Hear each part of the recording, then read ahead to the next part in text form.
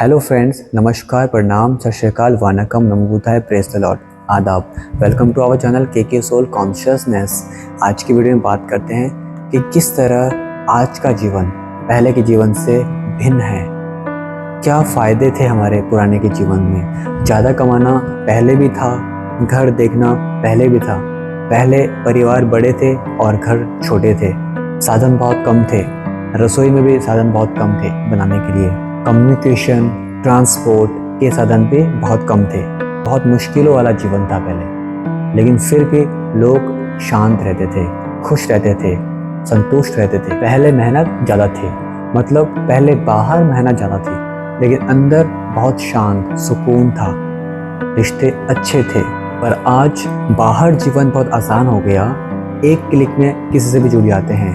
2 घंटे की फ़्लाइट से देश के किसी भी कोने में चले जाते हैं, और 15-16 घंटे की फ़्लाइट से किसी भी देश में चले जाते हैं। लेकिन अंदर बहुत उथल पुथल है, मन बहुत अशांत, डिप्रेस्ड हैं सब लोग, एंजाइटी, टेंशन। पर ये सब चीज़ें करते हुए हमने एक चीज़ करना छोड़ दिया, अपने मन का ध्यान रखना। जितना आसान जीवन आज है उतना पहले कभी नहीं था।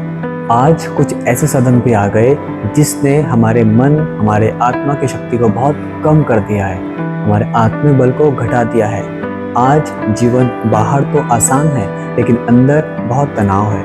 आज बाहर का जीवन आराम का हो गया, लेकिन अंदर का जीवन बहुत तनाव का हो गया। तनाव मतलब ज़्यादा सोचना।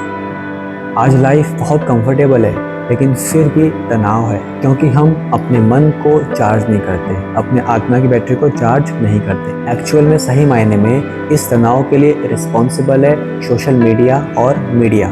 हर तरह का कंटेंट जो हम देखते हैं, सुनते हैं, बोलते हैं, उन सब से हमारी सोच बनती है। जैसा हम देखते हैं वैसा हम सोचते भी हैं। पहले हम रेडियो, न्यूज़पेपर या बुक से ही कंटेंट लेते थे, फिर टीवी आया, फ़ोन आया, मोबाइल आया, लैपटॉप आया, इस तरह के गैजेट्स आने लगे।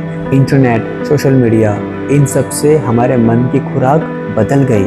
मन को जो देना चाहिए हम वो नहीं देते। जिस तरह हमारे इस शरीर के लिए हेल्दी फूड, अच्छा खाना उपयोगी है, उसी प्रकार हमारे मन के लिए, हमारी आत्मा के लिए अच्छे विचार, अच्छे कंटेंट एक न्यूट्रिशन फूड की तरह है। लेकिन इन सब गैजेट्स के आने के बाद हमने अपने मन की खुराक को बदल दिया। मन की खुराक को बदल दिया तो अपनी सेहत को बदल दिया। आज क्यों तरह तरह की बीमारियां सामने आ रही है? क्योंकि हमने अपने मन की खुराक को बदल दिया है। आज हमको फिर से अपने मन की खुराक को बदलने की ज़रूरत है, ताकि इन सब बीमारियों को जड़ से मिटाया जाए। इनफैक्ट ये बीमारियां पैदा ही ना हो।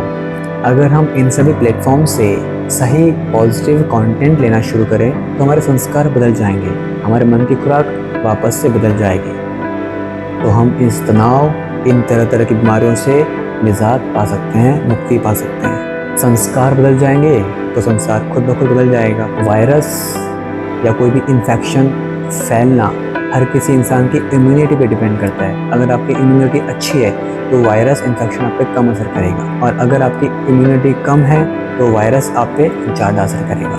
कोई भी वायरस या इन्फेक्शन फैलने पर किसी भी इंसान की इम्यूनिटी के आधार पर असर करता है। अगर आपकी इम्यूनिटी ज़्यादा है, अच्छी है, तो वायरस इन्फेक्शन आप पे कम असर करेगा, और अगर आपका इम्यूनिटी डाउन है तो आप पर वायरस ज़्यादा असर करेगा। इसी प्रकार जो ये 5 विकार हैं, काम, क्रोध, लोभ, मोह, अहंकार, ये सब एक वायरस की तरह है, इन्फेक्शन की तरह है। अगर आपने अपने मन की खुराक को अच्छा रखा है तो ये विकार, ये इन्फेक्शन, वायरस आप पर असर नहीं करेंगे।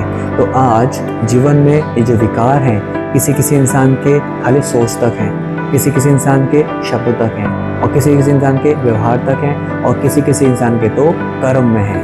तो जब ये विकार हमारे कर्म तक पहुंच जाते हैं तो स्थिति बहुत खराब हो जाती है। तो कर्म तक पहुंचने नहीं देना, अपने सोच शब्दों तक आने तक ही उन विकारों को खत्म करना है। जिस इंसान के कर्म में अगर विकार आ गया तो वह इंसान अपने सोचने समझने की शक्ति खो देता है, विकार उस पर हावी हो जाता है। इम्यूनिटी सिस्टम मतलब ईश्वरीय ज्ञान, आध्यात्मिक ज्ञान, स्पिरिचुअल नॉलेज, गॉडली नॉलेज अगर हमारे अंदर ये है तो हम पर ये विकार कम असर करते हैं, या असर करेंगे ही नहीं। इसलिए हमको अपनी इम्यूनिटी को बढ़ाना है, अपने अंदर ईश्वरीय ज्ञान को, आध्यात्मिकता को, स्पिरिचुअल नॉलेज को बढ़ाना है। उस विकार रूपी वायरस को अपनी सोच, अपने शब्दों तक आने तक ही खत्म कर दें, उसको अपने व्यवहार और कर्मों तक पहुंचने न दें।